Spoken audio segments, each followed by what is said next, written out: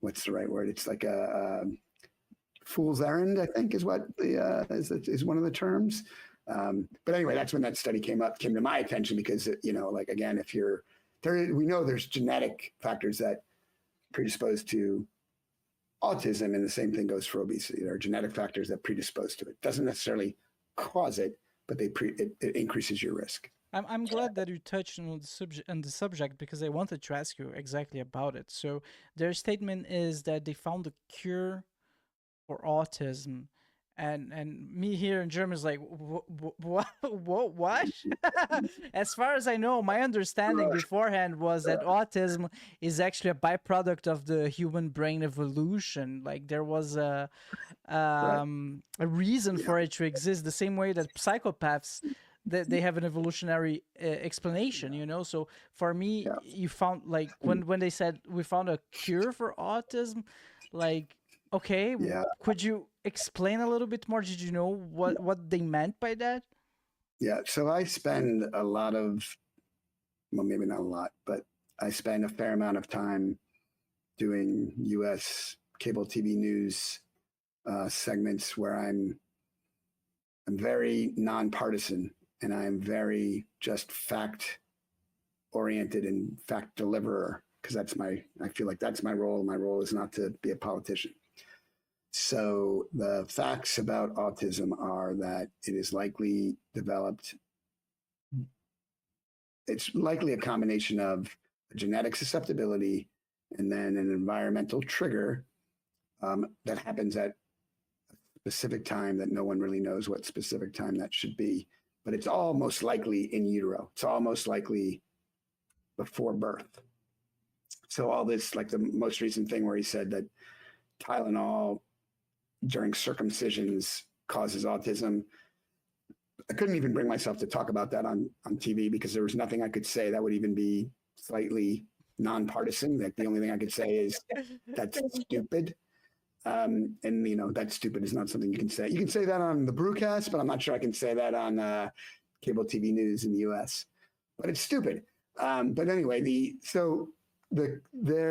cure, the thing. So there is a drug called leucovorin, which is I think it works through vitamin B12, and that particular drug can improve autism symptoms in a certain subset of people with autism who have a particular genetic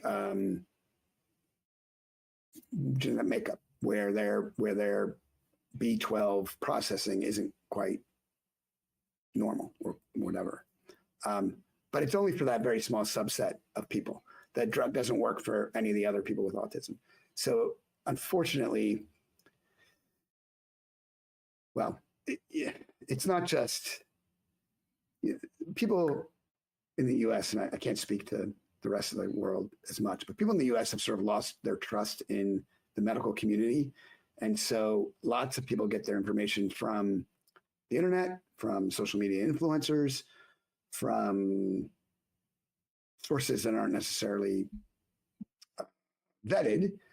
And when our HHS secretary starts to espouse some of those same non-scientific findings and talks about them as if they're fact, it's not helpful.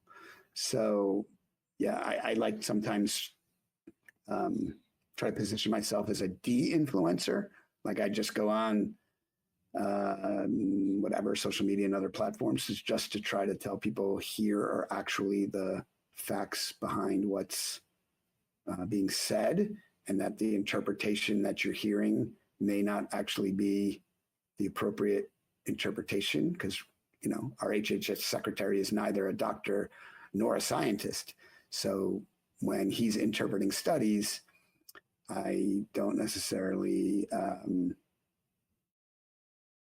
don't know what I'm sure he's using other people to give him the information to amplify, but I don't know who those people are. And, his recommendation for our Surgeon General in the United States was a person who didn't even finish her medical training. So Oof. again, I think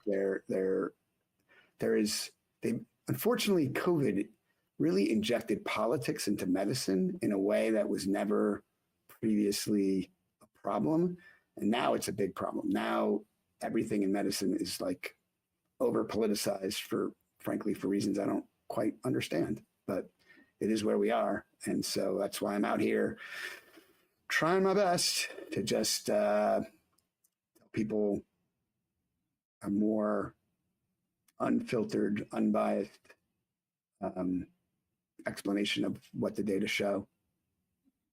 Yeah, and I think that's where you need to be. From what I heard, the mainstream media is dying. That's podcasting is the future. Like you, that's where you actually can get to know people. You mentioned earlier that you went to some TV cable news stations and you only had 5 minutes. And like, how can you actually have a human conversation during those 5 minutes? Here, we can I can push back a little bit, and then you can defend your opinion. It's a way Yeah, more humane way of interacting and getting yeah. real information. I mean, not you don't know if it's real, but get more, get more information so you can Well, assess yourself. the information for me is real. I'm giving you that. I'll tell you that. No, I'm just playing. Yeah, I'm just kidding. Yeah, but you're right. No, and unfortunately, like the attention span, the average attention span of people is like, seconds these days, right? So like it's all sound bites. It's all like what's catchy, what's clickbait or whatever, and it is unfortunate, but I take those 5 minute things on TV and I cut them into shorts, and then I put them on my YouTube channel or on Instagram or whatever, and a lot of them get some traffic because I don't know how many people are watching it in real time, but and as you know, even all the mainstream media people now have websites, and they just they put their broadcasts live in eternity on the internet. So, but again, it's I just do what I can, and again, if it's one person at a time or 5 people at a time or more, if I can just change a few of the minds out there to be a little bit more open-minded about, well, in my case, childhood obesity, but when I'm talking about the other things, just to take some of the information they're getting with a grain of salt. That's all I'm trying to achieve, I guess. You touched on B12 earlier regarding autism. So it is confirmed that a lack of B12 is not cause autism, but can trigger it. B12 for the audience is what you get out of meat, right? So Yeah, well, B12 is actually, I think, more green leafy vegetable type foods. But and again, it is. I wouldn't say. Oh, now you're gonna fact check me in real time. Shit, if I'm wrong, I'm gonna be vitamins, B12, animal-based foods such as meat. Oh, you're right. Okay. meat, Now fish, my entire credibility has just been thrown out the window No, because I was it's just fine. Don't worry. I also make mistakes all the time. That's why I check it. no, that's good. That's funny. I actually thought it was not that. I thought that was opposite, but it is again just in this one. So it's not a cause of autism, but in this one subset of people with autism spectrum disorder, it can help with their symptoms.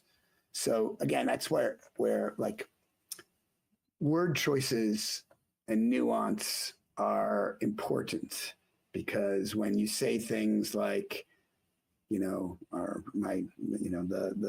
president of the United States went on and said, again, Tylenol causes autism. That is so not verified and likely untrue. But he says it at a freaking press conference for the whole country to hear. Tylenol causes autism. And that's not at all what the data show. There are some data that show that Tylenol exposure, again, in utero, so in pregnant moms, has been associated with an increased risk of autism.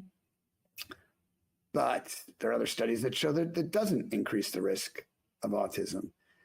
And even if Tylenol exposure is associated with an increased risk of autism. You don't know whether it's the Tylenol that's causing the increased risk, or maybe it's the reason that the person is taking the Tylenol, like maybe pain or headaches triggers autism risk. So again, it's like when people, and unfortunately humans don't like gray, they like black and white. They like yes or no, right or wrong. Yeah. Yeah.